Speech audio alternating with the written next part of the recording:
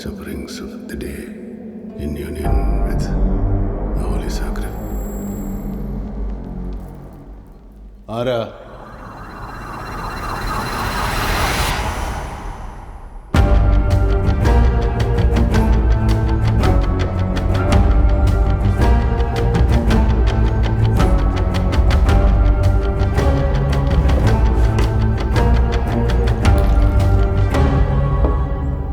Father Carmen Benedict. അതെ. ഈ വാതിൽ അടയ്ക്കാറില്ലേ? ഇല്ല. ആരാണെന്ന് പറഞ്ഞില്ല. ഞാൻ ദിയ. എനിക്ക് ഫാദറിൻ്റെ ഒരു സഹായം വേണം. എന്നുവെച്ചാൽ ഫാദറിനെ കൊണ്ട് മാത്രമേ അത് പറ്റുള്ളൂ.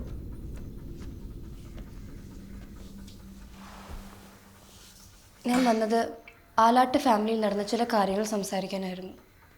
കേട്ട് കാണും ആലാട്ട് ഗ്രൂപ്പ്. കേട്ടിട്ടുണ്ട്. Passing references. കൂടുതലൊന്നും അറിയില്ല. ഫ്ലുവൻറ്റ്, എൻ്റർപ്രൈസിങ്, വെൽ കണക്റ്റഡ് എന്നൊക്കെ വേണമെങ്കിൽ പറയാം. ഹോസ്പിറ്റൽസ്, പ്ലാന്റേഷൻസ്, ഫിനാൻസ്, അങ്ങനെ കുറേ ബിസിനസ്സുകളുണ്ട്. ജോസഫ് ആലാട്ട് എന്ന കാർന്നോരാണ് എല്ലാത്തിനും തുടക്കമിട്ട് തറവാടിനെ ഇപ്പോഴത്തെ ഈ പ്രതാപത്തിലേക്ക് എത്തിച്ചത്. അദ്ദേഹത്തിൻ്റെ മരണശേഷം മൂത്ത മകൻ അലക്സിനായിരുന്നു എല്ലാത്തിനും മേൽനോട്ടം. ബിസിനസ്സൊക്കെ അലക്സ് കൂടുതൽ ഉയരങ്ങളിലേക്ക് എത്തിച്ചു. അലക്സിനും ഭാര്യ ലിസയ്ക്കും ഒറ്റൊരു മകളെ ഉണ്ടായിരുന്നുള്ളൂ. ചെന്നൈ IITയിൽ പഠിക്കുമ്പോൾ 2014 ഒരു ആക്സിഡൻറ്റിൽ അവൾ മരിച്ചു. അവിടെ നിന്നാണ് ആലാട്ട് കുടുംബത്തിൻ്റെ വിധി മാറാൻ തുടങ്ങിയത്. മകളുടെ ആക്സിഡൻറ്റ് കഴിഞ്ഞ് 1 വർഷം കഴിയും മുമ്പ് അലക്സ് ആത്മഹത്യ ചെയ്തു.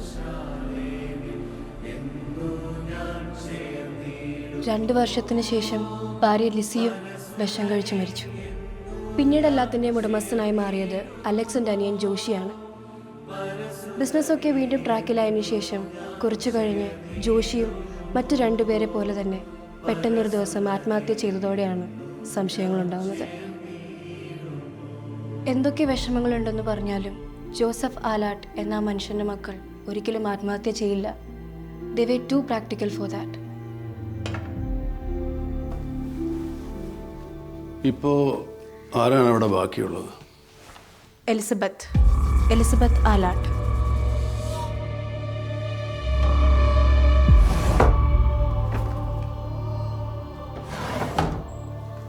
ഈ മരണങ്ങളെപ്പറ്റി പിന്നെ പോലീസ് അന്വേഷണം ഒന്നും ഉണ്ടായില്ലേ? തെളിവുകൾ വെച്ച് എല്ലാം ആത്മഹത്യകൾ തന്നെയാണ്. പക്ഷേ എനിക്കൊന്നും വിശ്വസിക്കാൻ പറ്റുന്നില്ല. ഒരേ കുടുംബത്തിൽ തന്നെ അടുത്തടുത്ത് 3 ആത്മഹത്യകൾ. സ്ട്രേഞ്ച്. അതും ആവശ്യത്തിലധികം സ്വത്തും സൗകര്യങ്ങളും എല്ലാം ഉള്ള ഒരു വീട്ടിൽ. എനിക്ക് തനിച്ച് ഇതിലൊന്നും ചെയ്യാൻ കഴിയില്ല. I need official help.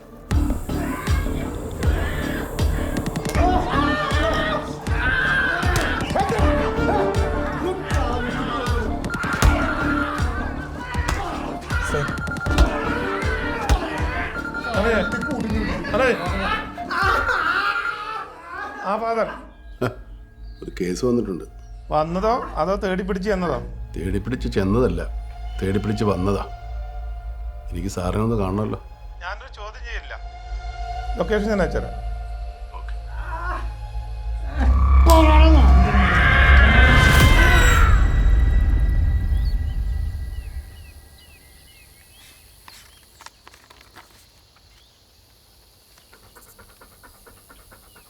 എന്തോന്നു? ഈ കേസ് എനിക്കറിയാം. റൂറൽ SP കുര്യൻ സാറല്ലേ ആദ്യത്തെ മരണം അന്വേഷിച്ചത്? ആത്മഹത്യകളിലെല്ലാം ഒരു പാറ്റേൺ കാണുന്നുണ്ട്. Like someone had designed it. പക്ഷെ ഒന്നും ഉറപ്പിച്ച് പറയാൻ കഴിയില്ല. മരിച്ചുപോയ 3 പേർക്കും ഡിപ്രഷനും സൂയിസൈഡ് ടെൻഡൻസിയൊക്കെ ഉണ്ടെന്ന് റിപ്പോർട്ടില്ലേ? അതെ. മുന്നിലുള്ള എല്ലാ എവിഡൻസുകളും ആത്മഹത്യയിലേക്കാണ് ലീഡ് ചെയ്യുന്നത്. പക്ഷേ ഈ എലിസബത്തിൻ്റെ ഒരു ആംഗിൾ ഉണ്ടല്ലോ, അതാദ്യമായിട്ടാണ്. അതിനും സാധ്യതകളുണ്ട്. കാലം അതാണല്ലോ. ചിലപ്പോൾ ഇത് സംശയമായിരിക്കാം. But the whole scenario looks interesting. നമുക്കൊന്ന് തപ്പി നോക്കാം. ഫാദർ കാണിച്ചു തന്ന വഴിയിലൊക്കെ എനിക്ക് ബോണസേ കിട്ടിയിട്ടുള്ളൂ. ഫാദറിനാണെങ്കിൽ ഒന്നിനും ക്രെഡിറ്റും വേണ്ട. Elizabeth Alat, CEO Alat group. എനിക്കിവരുടെ നമ്പറൊന്നും ഇവിടെ. മെസ്സേജ് ചെയ്താൽ മതി. ആ വാതിൽ കിടക്കണോ? ആരാ പുള്ളി? ആഞ്ഞനമറ്റ മെറ്റക്കൊൽ കേസ് പ്രതി ഇന്നലെ കസ്റ്റഡിയിൽ നിന്ന് ചാടിപ്പോയി ന്യൂസ് വന്നിരുന്നില്ലേ? ഇതിനല്ലേ ഹൈദരാബാദിലോട് നമ്മുടെ നിങ്ങളുടെ പോലീസ് തരാൻ പോയി. ഹൈദരാബാദിലാകുമ്പോൾ നമുക്ക് 2 ദിവസം കൂടുതൽ കിട്ടുമല്ലോ.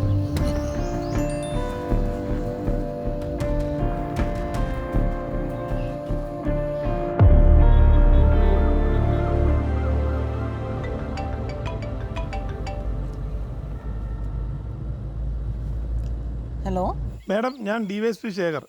എനിക്ക് മാഡത്തോട് ചില കാര്യങ്ങൾ ചോദിച്ചു തരാനുണ്ട്. എന്താ ചോദിച്ചോളൂ. അല്ല, നേരിട്ടാണ് ചോദിക്കേണ്ടത്. ഞാനിന്ന് ചെന്നൈയിലാണ്. എത്തുമ്പോൾ കുറച്ച് ലേറ്റ് ആവും. നമുക്ക് നാളെ കാണാം. നാളെ രാത്രി കാണാം. രാത്രി?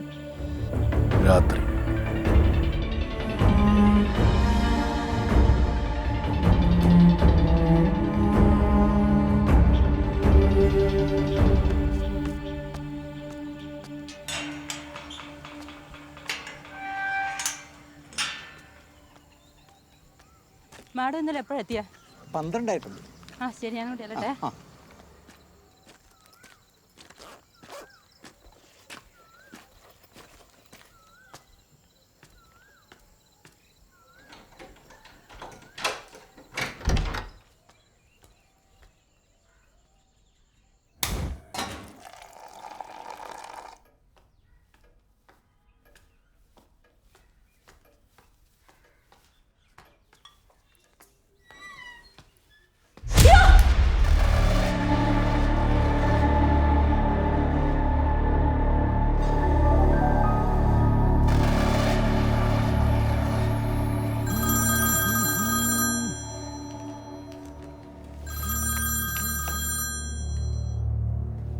ആ സാർ,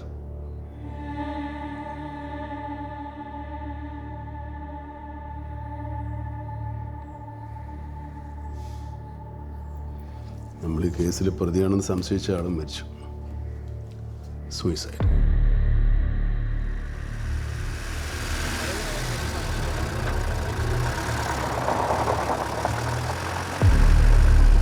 ആത്മഹത്യക്കുറിപ്പുകളോ മറ്റു യാതൊന്നും ഇതുവരെ കണ്ടെത്തിയ സൂചനകളൊന്നുമില്ല. ക്യാമറമാൻ സ്ഥാപകൻ ജോസഫ് ആലാട്ടിന്റെ മരുമകളാണ് മരിച്ച എലിസബത്ത്.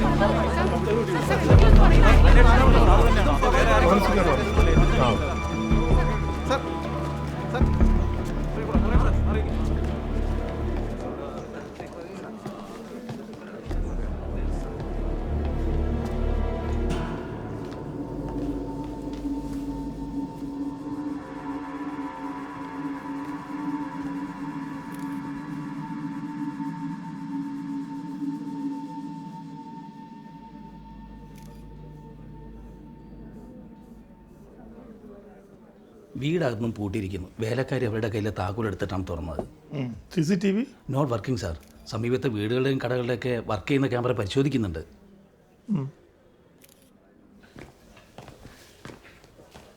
എന്താ സംഭവിച്ചത്? രാത്രി എത്താൻ വൈകും, അതുകൊണ്ട് ഇന്ന് രാവിലെ എത്തിയാൽ മതിയെന്ന് മാഡം എന്നോടും പുറംപണിക്ക് നിൽക്കുന്നവളോടും ഫോൺ വിളിച്ച് പറഞ്ഞിരുന്നു. എന്നിട്ട് ആദ്യമാരാണ് എത്തിയത്? ഞാനാ എത്തിയ. എത്ര മണിക്ക്? 5:30.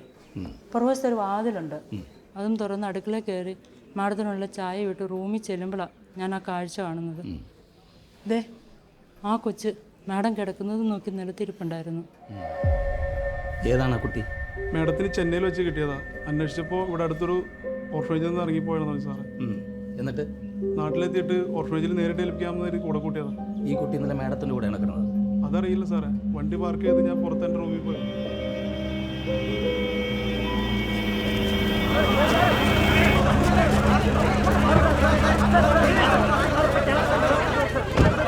മോളെ പേരെന്താ?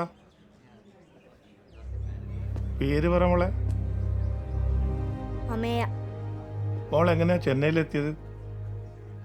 പേടിയുണ്ടോ മോൾക്ക്? ഇന്നലെ രാത്രി മോൾ ഏത് റൂമിലാ കിടന്നത്? ആ ആന്റിയോടെ പോണോ? അല്ല, രാവിലെ എണീറ്റപ്പോ എന്താ കണ്ടത്? എല്ലാവരും കണ്ടത് തന്നെ. മോളെ ആ ഫാദർ ഉണ്ടായിരുന്നു. Good morning father. Good morning. ഇതാണോ ആ കുട്ടി? അതെ സാർ. എന്തെങ്കിലും പറഞ്ഞോ? ഈ കുട്ടി ഒന്നും പറയുന്നില്ല. ആളിപ്പോഴും ആ ഷോക്കിലാണെന്ന് തോന്നുന്നു. ബാക്കി നടപടികളൊക്കെ കഴിഞ്ഞില്ലേ? സാർ. കുട്ടിയെ തൽക്കാലം ഓർഫനേജിലാക്കാം. Okay sir. Secretary doctor to C.